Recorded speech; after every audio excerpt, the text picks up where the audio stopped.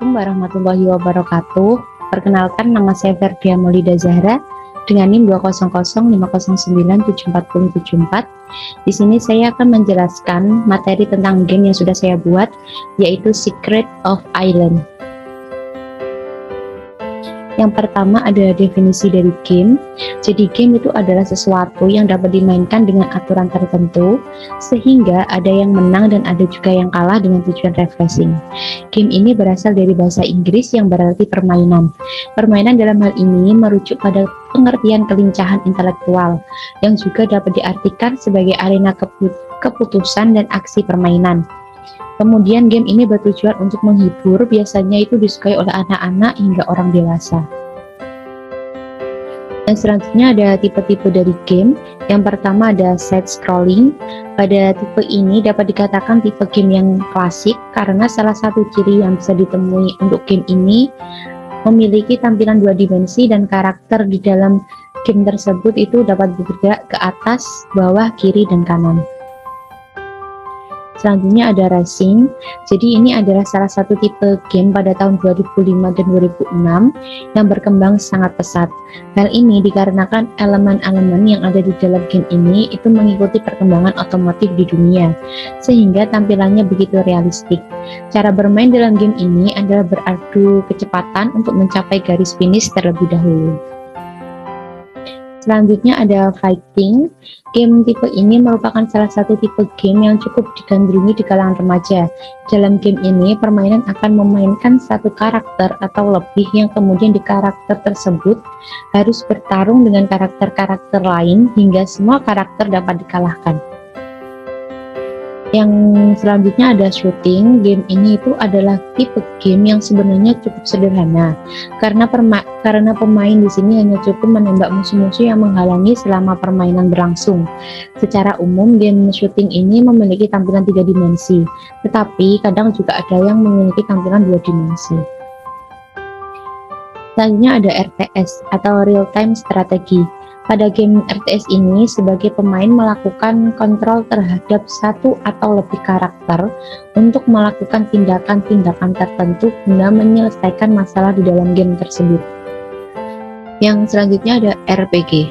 Jadi ini adalah salah satu tipe game yang digunakan dengan alur cerita penuh intrik yang begitu kental, pengembangan watak karakter secara mendalam, kemudian petualangan yang menarik, durasi waktu penyelesaian yang panjang dan pertarungan, kemudian semuanya menjadi elemen yang begitu melekat untuk tipe game ini.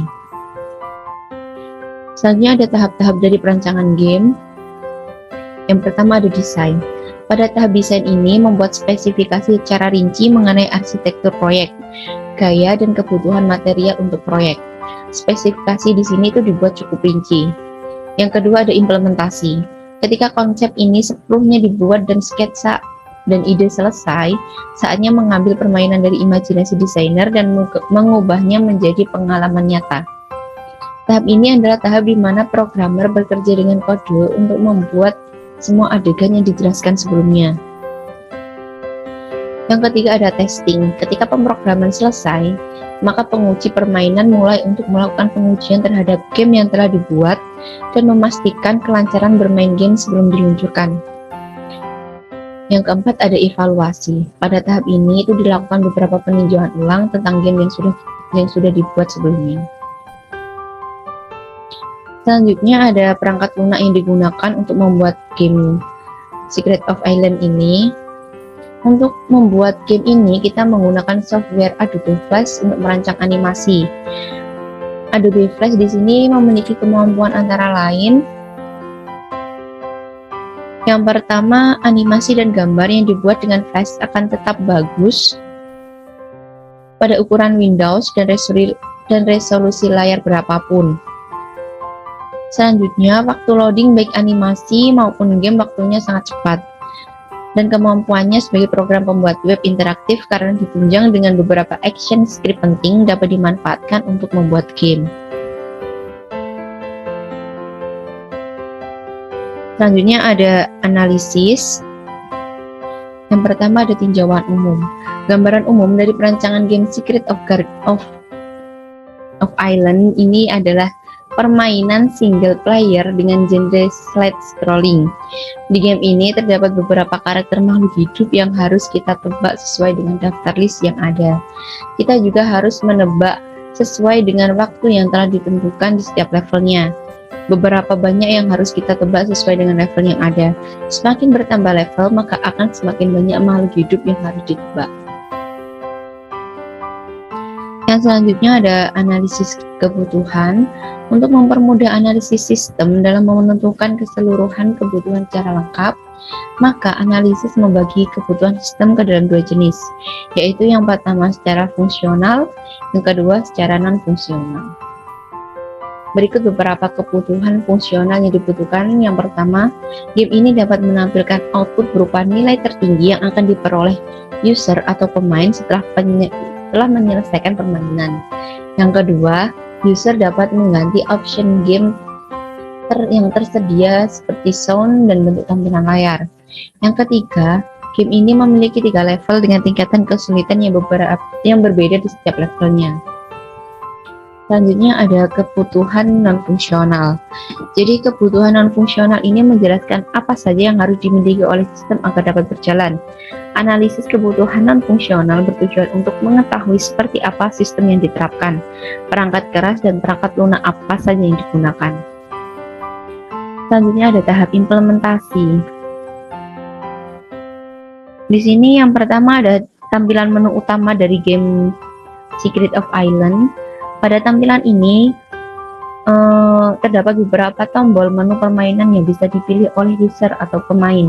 Pada tampilan menu utama ada 4 tombol. Yang pertama yaitu tombol mulai, kemudian setting, skor, dan keluar. Selanjutnya ini adalah tampilan dari pengaturan. Di sini user atau pemain dapat mengatur layar penuh pada saat bermain, suara efek, dan musik. Selanjutnya ada tampilan skor. Pada tampilan ini terdapat hasil nilai dari permainan yang telah diselesaikan oleh pemain pada level 1, 2, dan 3. Selanjutnya ada menu keluar. Pada menu ini ditampilkan pilihan apakah Anda ingin lanjut bermain atau keluar dari permainan. Kemudian ada tampilan menu permainan. Di tampilan ini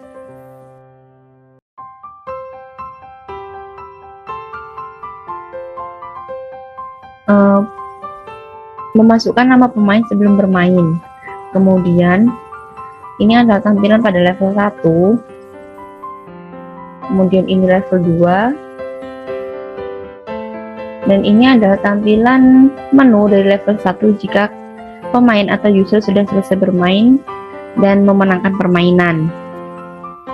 Selanjutnya ini adalah tampilan level jika pemain atau user kalah dalam permainan. Baik, sekian presentasi yang dapat saya sampaikan. Apabila ada salah kata dan kurang-kurang kata, mohon maaf. Wassalamualaikum warahmatullahi wabarakatuh.